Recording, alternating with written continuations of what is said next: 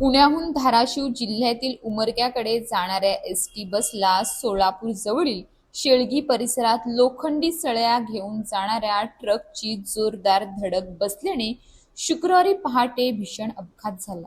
सोलापूर हैदराबाद राष्ट्रीय महामार्गावर पहाटे 5:30च्या सुमारास झालेल्या या दुर्घटनेत एसटी बसचा चालक आणि एका महिला प्रवाशाचा जागीच मृत्यू झाला, तर सुमारे 10 प्रवासी गंभीर जखमी झाले आहेत। या घटनेमुळे परिसरात काही काळ एकच खळबळ उडाली होती। मिळालेल्या माहितीनुसार पुण्यातील कुरकुंभ येथून ही एसटी बस उमऱ्याकडे रवाना झाली होती।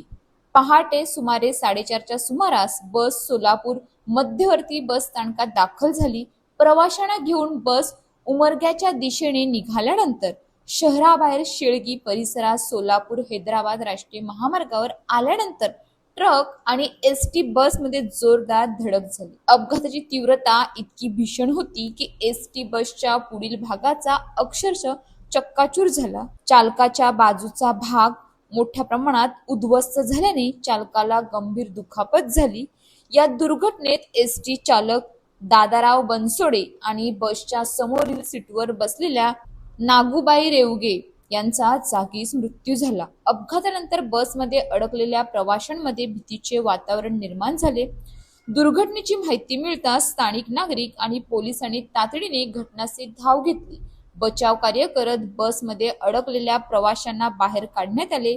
गंभीर जखमी झालेल्या सुमारे 10 प्रवाशांना तातडीने सोलापूर येथील शासकीय रुग्णालयात उपचारासाठी दाखल करण्यात आले आहे।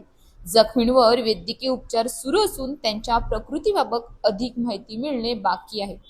दरम्यान अपघातामुळे राष्ट्रीय महामार्गावरील वाहतुकीवर काही काळ परिणाम झाला। अपघातग्रस्त एसटी बस आणि ट्रक रस्त्यावर असल्याने वाहनांच्या रांगा लागल्या होत्या।